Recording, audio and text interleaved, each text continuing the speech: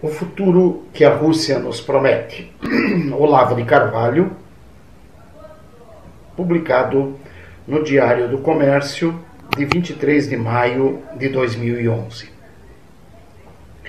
O professor Alexandre Dugin, à testa da elite intelectual russa que hoje molda a política internacional do governo Putin, diz que o grande plano da sua nação é restaurar o sentido hierárquico dos valores espirituais que a modernidade soterrou. Para pessoas de mentalidade religiosa chocadas com a vulgaridade brutal da vida moderna, a proposta pode soar bem atraente. Só que a realidade da ideia passa por duas etapas.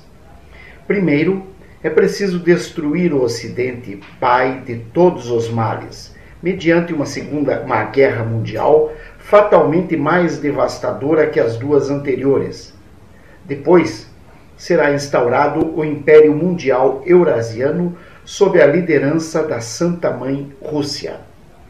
Quanto ao primeiro tópico, a salvação pela destruição é um dos chavões mais constantes do discurso revolucionário. A Revolução Francesa prometeu salvar a França pela destruição do antigo regime. Trouxe-a de queda em queda até a condição de potência de segunda classe. A Revolução Mexicana prometeu salvar o México pela destruição da Igreja Católica. Transformou-o num fornecedor de drogas para o mundo e de miseráveis para a assistência social americana. A Revolução Russa prometeu salvar a Rússia pela destruição do capitalismo. Transformou-a num cemitério. A Revolução Chinesa prometeu salvar a China pela destruição da cultura burguesa. Transformou-a num matadouro. A Revolução Cubana prometeu salvar Cuba pela destruição dos usurpadores imperialistas.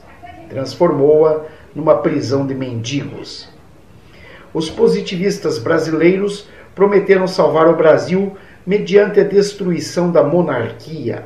Acabaram com a única democracia que havia no continente e jogaram o país numa sucessão de golpes e ditaduras que só acabou em 1988 para dar lugar a uma ditadura modernizada com outro nome.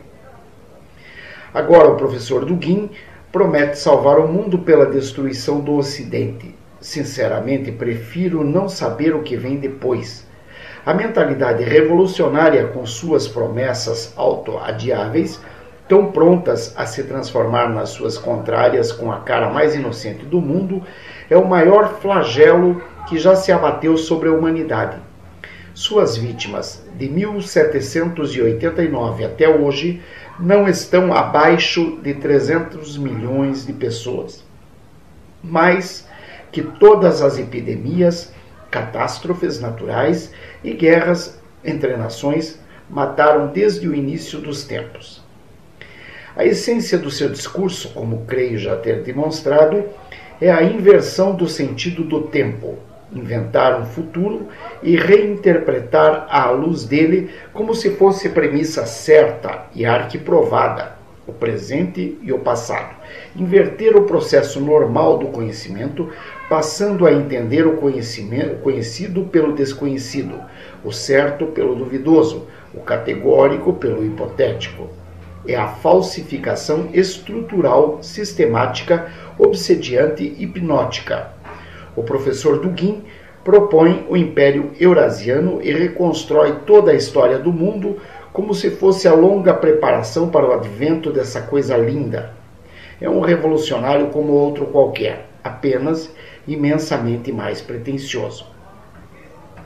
Quanto ao Império Mundial Eurasiano, com um polo oriental sustentado nos países islâmicos, no Japão e na China, e um polo ocidental no eixo Paris-Berlim-Moscou, não é de maneira alguma uma ideia nova. Stalin acalentou esse projeto e fez tudo o que podia para realizá-lo, só fracassando porque não conseguiu em tempo criar uma frota marítima com as dimensões requeridas para realizá-lo. Ele errou no timing. Dizia que os EUA não passariam dos anos 80. Quem não passou foi a URSS. Como o professor Dugin adorna o projeto com o apelo aos valores espirituais e religiosos, em lugar do internacionalismo proletário que legitimava as ambições de Stalin, parece lógico admitir que a nova versão do projeto imperial russo é algo como um stalinismo de direita. Mas a coisa mais óbvia no governo russo é que seus ocupantes são os mesmos que dominavam o país no tempo do comunismo. Substancialmente, é o pessoal da KGB ou FSB, que a mudança periódica de nomes jamais mudou na natureza dessa instituição. Pior ainda, é a KGB com poder brutalmente ampliado. De um lado, se no regime comunista havia um agente da polícia secreta para cada 400 cidadãos, hoje há um para cada 200, caracterizando a Rússia inconfundivelmente como Estado policial. De outro, o rateio das propriedades estatais entre agentes e colaboradores da polícia política, que se transformaram da noite para o dia em oligarcas sem perder seus vínculos de submissão à KGB. Concede a esta entidade o privilégio de atuar no Ocidente sob camadas e camadas de disfarces, com uma liberdade de movimentos que seria impensável no tempo de Stalin ou de Khrushchev. Ideologicamente, o eurasismo é diferente do comunismo, mas ideologia, como definia o próprio Karl Marx, é apenas um vestido de ideias a encobrir um esquema de poder. O esquema de poder na Rússia trocou de vestido, mas continua o mesmo, com as mesmas pessoas nos mesmos lugares, exercendo as mesmas funções, com as mesmas ambições totalitárias de sempre. O Império Eurasiano promete-nos uma guerra mundial e, como resultado dela, uma ditadura global. Alguns de seus adeptos chegam a chamá-lo o Império do Fim, uma evocação claramente apocalíptica. Só esquecem de observar que o último império antes do juízo final não será outra coisa senão o império do Anticristo. Veja-se este e outros textos em http://www.olavodecarvalho.org.